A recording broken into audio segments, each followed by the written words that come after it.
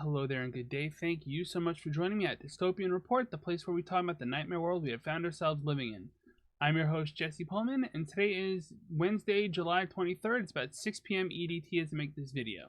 So first off, to those of you who have been following this channel's occasional YouTube updates on the community and all that, the posts, thank you very much for the warm regards you've sent my way. I'm healing up nicely from the neck surgery, and I'm easing back into video production. That's why you see I have much less hair than I used to have. That said, today we're going to talk about the news that just won't go away. If you saw the thumbnail, you probably already know what we're talking about: Donald Trump's connections to Jeffrey Epstein. I'm not here to give you a whole rehashing of the saga. Suffice to say that the Wall Street Journal is reporting that Trump's name appears in the Epstein files multiple times. As you saw in the thumbnail, the two were longtime friends and their toxic relationship is widely known. Instead, I want to make a comment about why this scandal seems to be sticking around this time. I think it's that the cover-up is, and this is very metaphorically, not literally, worse than the crime. I've known people who've gone deep down the QAnon-style rabbit hole, and to them, the child sex abuse by entitled billionaires is very much at the crux of their personal grievances against those in power. At the time, and we're talking way back in like 2015, 2016, those people in power were widely viewed as Democrats, or at least Democrat-aligned. Hillary Clinton was bathing in baby's blood and all of that insanity. That kind of thinking is what led to the Comet Ping Pong terror attack and other such conspiracy lunatic actions. This is essentially the conspiracy. But at the very soul of that conspiracy theory is the undisputed fact that a child sex abuse ring really did exist among entitled billionaires. In fact, it almost certainly brushed up against one Bill Clinton. It's just that one of those entitled billionaires ended up being, so it seems, Donald J. Trump, the very person who the QAnon types had appointed and elevated to be their savior.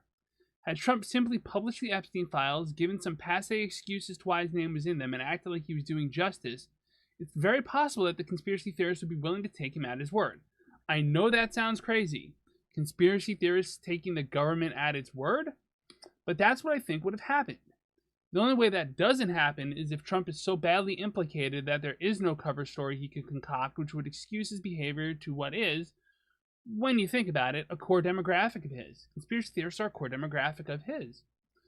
At any rate, Trump's decision was to engage in a cover-up, with Attorney General Pam Bondi denying there was any client list whatsoever, despite having previously said it was, to quote her, on her desk. And that cover-up continues to raise questions as both new and long-ignored evidence boils up to the surface. These questions aren't being met with forthrightness or information by a government Trump very much is in direct control of. He's called his own supporters, quote, weaklings over these files, and it's so bad that Congress has basically ended business until September rather than face further votes to disclose any files that they have. I know it might be easy for some to say Epstein is just a distraction from the very real harms Trump is doing, such as his disappearances of innocent migrants and people. However, by pressing an issue for a change, Democrats have actually gotten Republicans to stop cold in their tracks.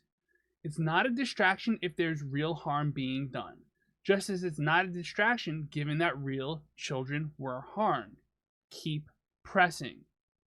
Anyway, I want to thank you all so much for joining me. If you found this video helpful, if it gave you some kind of insight, please do hit the like, share, subscribe, friend, follow, or whatever buttons. It really does help the channel grow. It lets me know what you're watching so I can keep making more of it, and I really do appreciate the support from the very bottom of my heart. Thank you all so much for joining me, and as always on this channel. Peace.